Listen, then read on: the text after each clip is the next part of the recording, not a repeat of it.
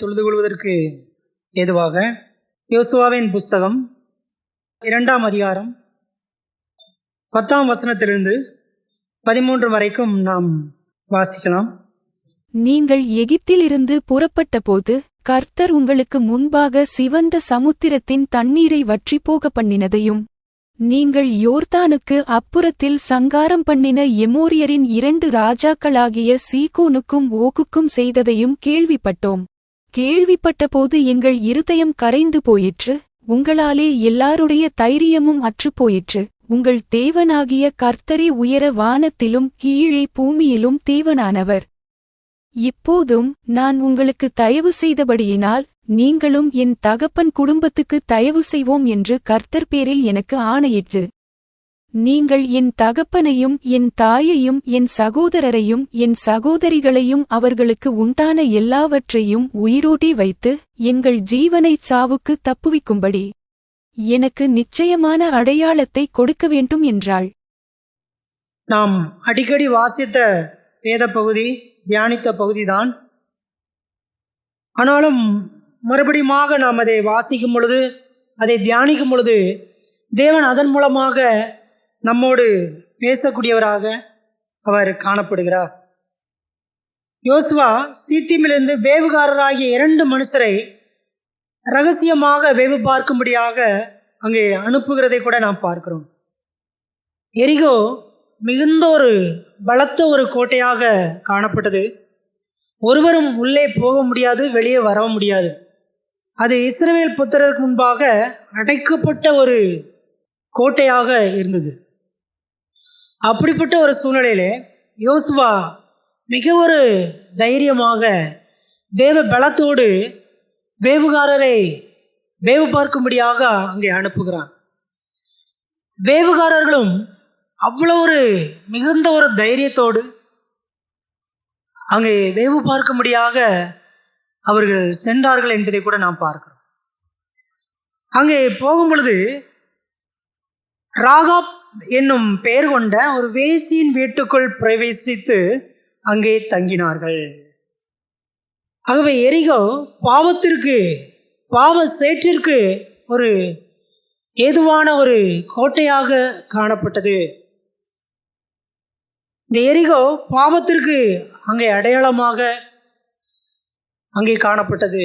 அதற்குள்ளே இந்த ராகாப் அங்கே காணப்பட்டால் வேவுகாரரை அவள் ஏற்றுக்கொண்டது தன்னுடைய தேசத்தை காக்க வேண்டியது, தேசத்தை காக்கக்கூடிய ஒவ்வொருவருடைய கடமையாக காணப்படுகிறது. ஆனால் இந்த ராகாப் தேசத்தை வேவு பார்த்து அந்த தேசத்தை காட்டி கொடுக்கும்படியான ஒரு காரியத்தை அவள் இங்கே செய்கிறதை கூட நாம் பார்க்கிறோம். அது எரிகோவுடைய ஜனங்களுடைய பார்வையிலே அது ஒரு தேச துரோகமாக அங்கே காணப்பட்டது. ஆனால் எரிகோவானது தேவனுக்கு பயமில்லாத பாவ சேற்றிலே வாழக்கூடிய ஒரு தேவ துரோகம் செய்யக்கூடிய ஒரு கோட்டையாக அங்கே காணப்பட்டது. அந்த தேவ துரோகம் செய்த அந்த எரிகோவிலே அவள் வாழ்ந்தாள். ஆனால் அந்த எரிகோவோடு கூட அவள் சமரசம் செய்யக்கூடியவளாக அங்கே காணப்படவில்லை. அதோடு கூட அவள் எதிர்நீச்சல் போடக்கூடியவளாக காணப்பட்டபடினாலே அந்த வேவுகாரரை ஏற்றுக்கொண்டாள். காரணம் என்ன என்று நாம் பார்க்கும் பொழுது, அதான் 10ஆம் வசனத்திலே நாம் 9ஆம் வசனத்திலே நாம் பார்க்கும் பொழுது யோசுவா 2:9 கர்த்தர் உங்களுக்கு தேசத்தை ஒப்பு கொடுத்தார் என்றும், உங்களை பற்றி எங்களுக்கு திகில் பிடித்திருக்கிறது என்றும், உங்களை குறித்து தேசத்து குடிகள் எல்லாரும் சோர்ந்து போனார்கள் என்றும் அறிவேன். தேவனுடைய செய்கைகளை அவள் கண்டாள். தேவனை விசுவாசிக்கக்கூடியவளாக அவள் இப்பொழுது மாறினாள். இந்த தேவனே என் தேவன் என்று சொல்லி அவள் அறிக்கை செய்யக்கூடியவளாக அவர்களுக்கு முன்பாக வேவுகாரர்களுக்கு மத்தியிலே அவள் காணப்பட்டாள். எவ்வளவு ஒரு தைரியமான ஒரு அறிக்கையை இங்கே நாம் பார்க்கிறோம். இதே போலதான் கேள்விப்பட்ட சில சம்பவங்களை நாம் பார்க்கும் பொழுது நமக்கு அர்த்தங்கள் நமக்கு புரியும். ரூத்தின் புஸ்தகம் 1ஆம் அதிகாரம் 6வது வசனம். கர்த்தர் தம்முடைய ஜனங்களைச் சந்தித்து அவர்களுக்கு ஆகாரம் அருளினார் என்று அவள் மோவாப் தேசத்திலே கேள்விப்பட்டு தன் மருமக்களோடே கூட மோவாப் தேசத்திலிருந்து திரும்பி வரும்படி எழுந்து.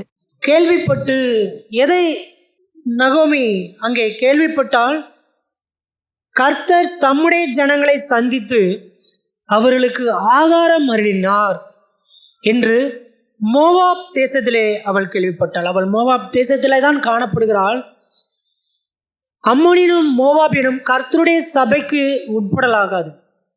அவர்கள் கர்த்தருடைய 10ஆம் தலைமுறையிலும் அவர்கள் கர்த்தருடைய சபைக்கு உட்படவே முடியாது.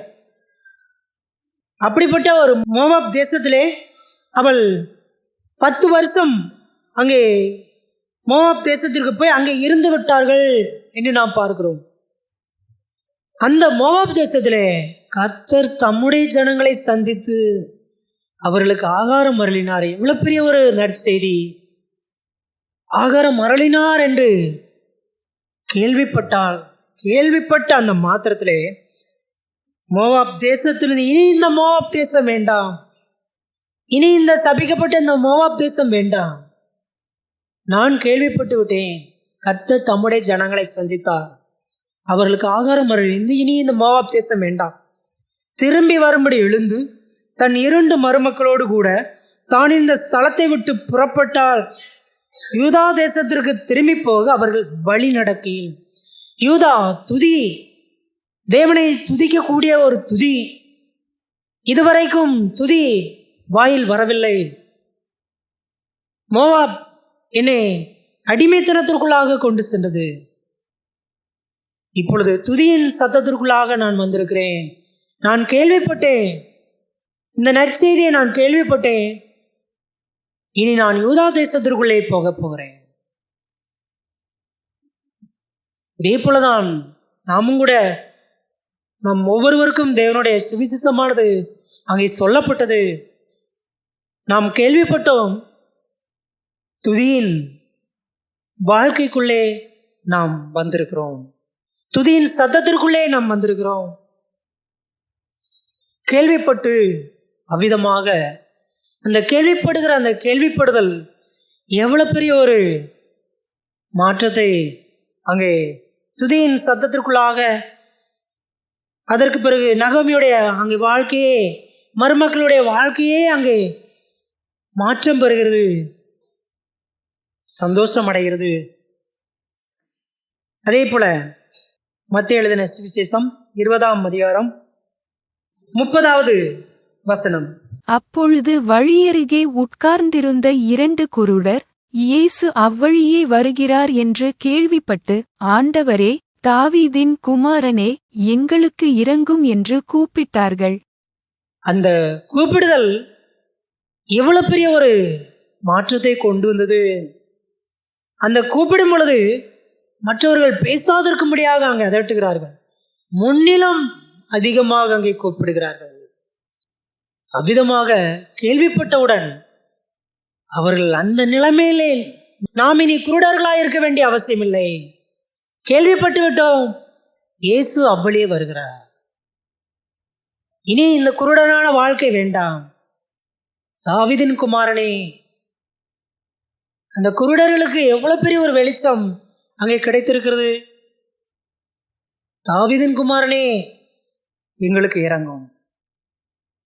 அவர்கள் கண்கள் திறக்கப்பட்டார்கள், பார்வையிடுந்து அவருக்கு பின் சென்றார்கள். எவ்வளவு பெரிய ஒரு மாற்றம் அவருடைய வாழ்க்கையில் அங்கே உண்டானது. மார்க் எழுதின சுவிசேஷம் 5ஆம் அதிகாரம் 26-27. அநேக வைத்தியர்களால் மிகவும் வருத்தப்பட்டு தனக்கு உண்டானவைகளையெல்லாம் செலவழித்தும் சற்றாகிலும் குணமடையாமல் அதிக வருத்தப்படுகிற பொழுது இயேசுவை குறித்து கேள்விப்பட்டு, நான் அவருடைய வஸ்திரங்களையாகிலும் தொட்டால் சொஸ்தமாவேன் என்று சொல்லி 12 வருஷமாய் பெரும்பாடுள்ள ஒரு ஸ்திரீ, தன்னுடைய சம்பாத்தியத்தை எல்லாவற்றையும் வைத்தியர்களிடத்திலே போட்டுவிட்டாள்.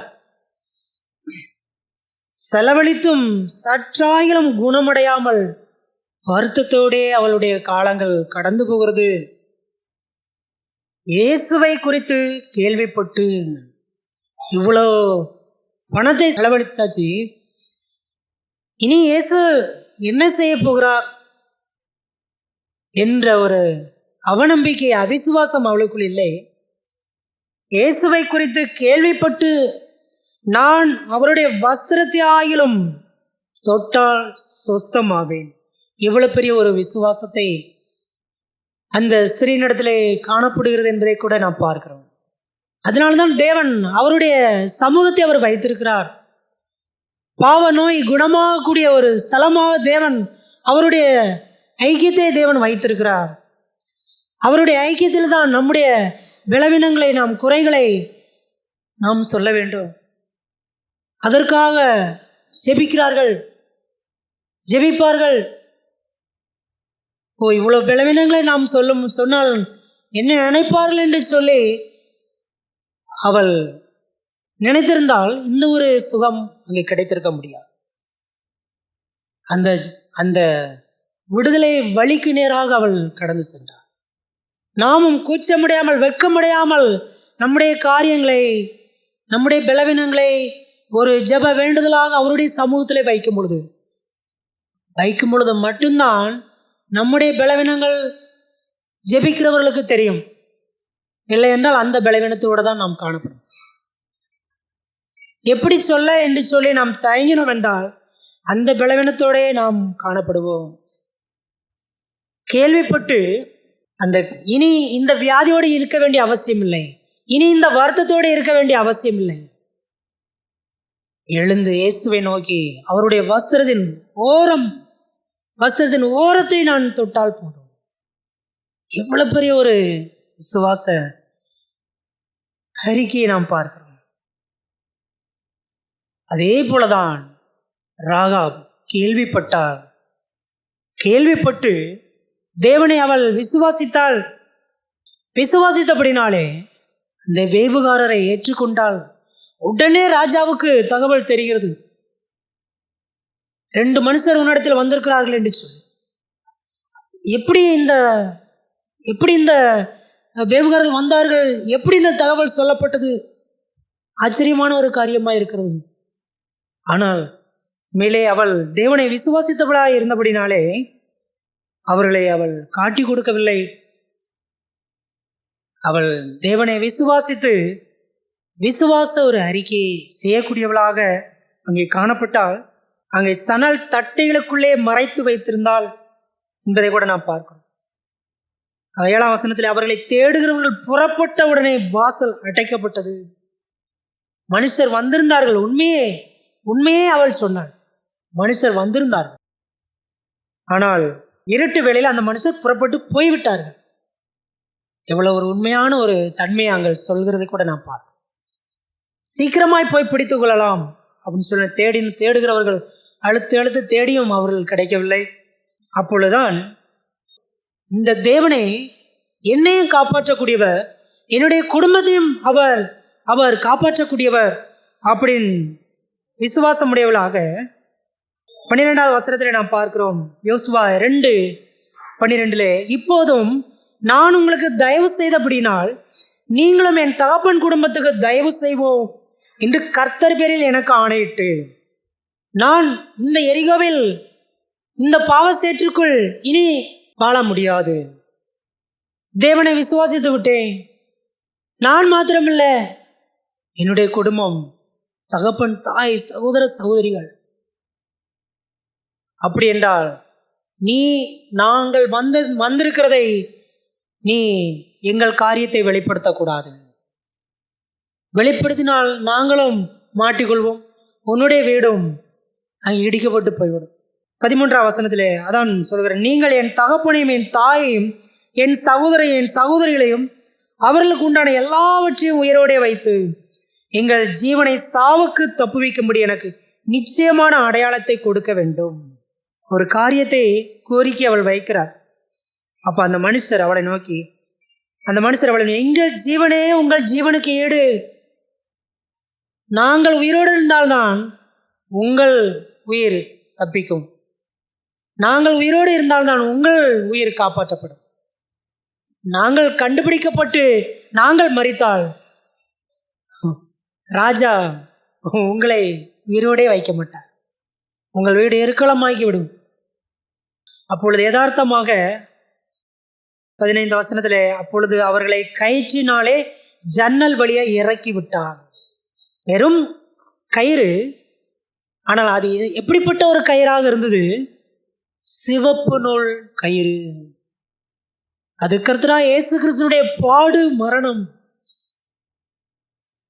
தேவனை அவள் விசுவாசித்தபடினாலே கர்த்தராகிய இயேசு கிறிஸ்துவினுடைய பாடு மரணத்தின் மூலமாக அவளுடைய ஜீவனும் காப்பாற்றப்பட போகிறது, அவளுடைய குடும்பமும் காப்பாற்றப்பட போகிறது.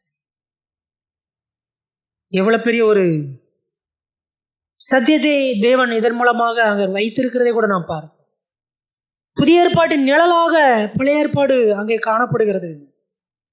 ஒவ்வொன்றும் கர்த்தராகிய இயேசு கிறிஸ்துவை தான் அங்கே சுட்டி காண்பிக்கக்கூடியதாக காணப்படுகிறது. 17 வசனத்திலே, அப்பொழுது அந்த மனுஷர் அவளை நோக்கி, இதோ நாங்கள் தேசத்துக்குள் பிரவேசிக்கும் போது நீ இந்த சிவப்பு நூல் கயிற்றை எங்களை இறக்கிவிட்ட ஜன்னலிலே கட்டி உன் தகப்பனையும் உன் தாயும் உன் சகோதரர்களையும் உன் தகப்பன் குடும்பத்தார் அனைவரையும் உன்னிடத்திலே உன் வீட்டிலே சேர்த்துக்கொள். அவர்கள் இந்த எரிகோவின் பாவ சேற்றிலே அடிமைப்பட்டவர்களாக இருந்தாலும் நீ அவர்களை சேர்த்துக்கொள். இல்லாவிட்டால் நீ எங்கள் கையில் வாங்கின ஆணைக்கு நீங்களாயிருப்போம். முதல் காரியத்தை அங்கே சொல்றாங்க. சேர்த்து கொள்ளாவிட்டால் நீ எங்களிடத்தில் கேட்ட ஆணைக்கு நாங்கள் நீங்களாயிருப்போம். எங்களிடத்தில் கேட்ட ஆணை நாங்கள் நிறைவேற்ற முடியாது. அது மட்டுமல்ல, எங்கள் காரியத்தை நாங்கள் வந்ததாக நீ சொன்னால் அப்பொழுதும் எங்கள் ஆணைக்கு நீங்களாயிருப்பாய். நாங்கள் உங்களை காப்பாற்ற முடியாது. இந்த இரண்டையும் அவள் சரியாய் அவள் செய்தாள். உங்கள் வார்த்தையின்படியே ஆக கடவது. அவ்விதமாக சிவப்பு நூல், அந்த சிவப்பு நூல் கயிற்று கர்த்தராகிய இயேசு கிறிஸ்துவினுடைய பாடு மரணம், அதிலே குடும்பம் முழுவதையும் அவள் ஏற்றினாள். பிறகு யோர்தானை கடக்கக்கூடிய சம்பவம் வந்தது. எரிகோ கோட்டை தகர்க்கப்பட்டது. ஆனால் தேவன் அங்கே நினைத்தார். யோசுவா 6 அதிகாரம் 22 வசனம். யோசுவா தேசத்தை வேவு பார்த்த 2 புருஷரை நோக்கி, நீங்கள் அந்த வேசியின் வீட்டிலே போய் நீங்கள் அவளுக்கு ஆணையிட்டபடி அந்த ஸ்திரீயையும் அவளுக்கு உண்டான யாவையும் அங்கேயிருந்து வெளியே கொண்டு வாருங்கள் என்றான். அப்பொழுது வேவுகாரரான அந்த வாலிபர் உள்ளே போய் ராகாபையும் அவள் தகப்பனையும் அவள் தாயையும் சகோதரர்களையும் அவளுக்குள்ள யாவையும் அவள் குடும்பத்தார் அனைவரையும் வெளியே அழைத்து கொண்டு வந்து அவர்களை இஸ்ரவேல் பாளையத்துக்கு புறம்பே இருக்கும்படி பண்ணினார்கள். அந்த ஆணை நிறைவேற்றப்பட்டு எவ்வளவு காலங்கள் கடந்ததோ தெரியாது. ஆனால் தேவன் அதை நினைத்திருந்தார். இவள் என்னை விசுவாசிக்கிறாள், இவள் குடும்பத்தையும் அவள் தன்னிடத்தில் சேர்த்து கொண்டாள். தேவன் அங்கே பார்த்தார். தேவன் அதை கணக்கில் வைத்தார். தேவன் அந்த ஞாபகத்தை அவர் கொடுத்தார். யோசுவா தேசத்தை வேவு பார்த்த 2 புருஷரை நோக்கி, அங்கே எரிகோ முற்றிலும் அழித்து போட வேண்டும் அல்லவா? அப்படிப்பட்ட சங்காரம் பண்ணப்பட்ட அந்த இடத்துல ராகாப் குடும்பம் எந்த அளவிற்கு அங்கே காப்பாற்றப்பட்டது. காரணம் என்ன? அவர்கள் கர்த்தராகிய இயேசு கிறிஸ்துவை விசுவாசித்தால் தன்னுடைய குடும்பத்தையும் அவள் தன்னிடத்திலே சேர்த்து கொண்டாள். தேவன் அதை நினைத்தார். தேவன் அதை கண்ணோக்கி பார்த்தார். மறந்து போகவில்லை. நம்முடைய தேவன் மறந்து போகிற தேவன் அல்ல. நாம் தேவனிடத்திலே பண்ணின ஆணையை அறிக்கையை மறந்து போகிற தேவன் அல்ல. அதை நாம் நிறைவேற்ற வேண்டும் என்றும் அவர் எதிர்பார்க்கிறார். அவள் அலங்கத்திலே எருசலேமின் நடுவில் குடியிருந்தாள். அவளுடைய வீடு இஸ்ரவேலின் நடுவில் குடியிருக்கிறாள் என்று நாம் பார்க்கிறோம். இஸ்ரவேலின் நடுவிலே அவள் குடியிருக்கிறாள். அவை நம்மையும் அவருடைய மரணத்தின் மூலமாக நம்மை அவர் காப்பாற்றியிருக்கிறார். நம்மை துதியின் சத்தத்திற்குள்ளாக தேவன் நம்மை கொண்டு வந்திருக்கிறார். கர்த்தராகிய இயேசு கிறிஸ்துவுடைய பலி மரணமே நம்மை பாவத்திலிருந்து சாபத்திலிருந்து நம்மை காப்பாற்றினது. இல்லையென்றால் நம்முடைய பாவங்கள் போகாது, சாபங்கள் போகாது, தோஷங்கள் போகாது. லேவியராகமம் 14:49 வசனம். அப்பொழுது வீட்டிற்கு தோஷங்கழிக்க 2 குருவிகளையும் கேதுருக்கட்டையையும் சிவப்பு நூலையும் ஈசோப்பையும் எடுத்து, வீட்டிற்கு தோஷம் கழிக்க 2 குருவிகள். ஒன்று கர்த்தராகிய இயேசு கிறிஸ்துனுடைய மரணத்தை குறிக்கக்கூடிய ஒரு குருவியாக இருக்கிறது. இரண்டாவது உயிருள்ள குருவி, அது கர்த்தராகிய இயேசு கிறிஸ்துனுடைய உயிர்த்தெழுதலை குறிக்கக்கூடிய ஒரு குருவியாக இன்னொரு குருவி காணப்படுகிறது. கர்த்தராகிய இயேசு கிறிஸ்துனுடைய மரணம், அடக்கம், உயிர்த்தெழுதல் மூலமாக பாவம், சாபம், தோஷங்கள் அங்கே நீக்கப்படுகிறது. சிவப்பு நூல். ஆகவே தேவன் நமக்கு செய்த பாக்கியம், அவரை விசுவாசிக்க முடியாத தேவன் நமக்கு செய்த பாக்கியம், அவரை விசுவாசிக்க முடியாத தேவன் நம்மை நடத்தின வழிகள், நாம் வந்து அல்ல, நாம் தெரிந்து கொண்டு அல்ல, அவர் நம்மை தெரிந்து கொண்டு நம்மை இந்த பாதையிலே அவர் நடத்தியிருக்கிறார். ஆகினாலே தேவனை நாம் துதிப்போம். கேள்விப்பட்டு வந்த ஒவ்வொரு மனிதருடைய வாழ்க்கையில எவ்வளவு மாற்றங்கள், கேள்விப்பட்ட ராகாப்புடைய வாழ்க்கையில எவ்வளவு மாற்றங்கள். ஆகவே தேவன் அந்த கிருபையை தந்து நம்மை நடத்தியிருக்கிறார். தேவனை நாம் துதிப்போம்.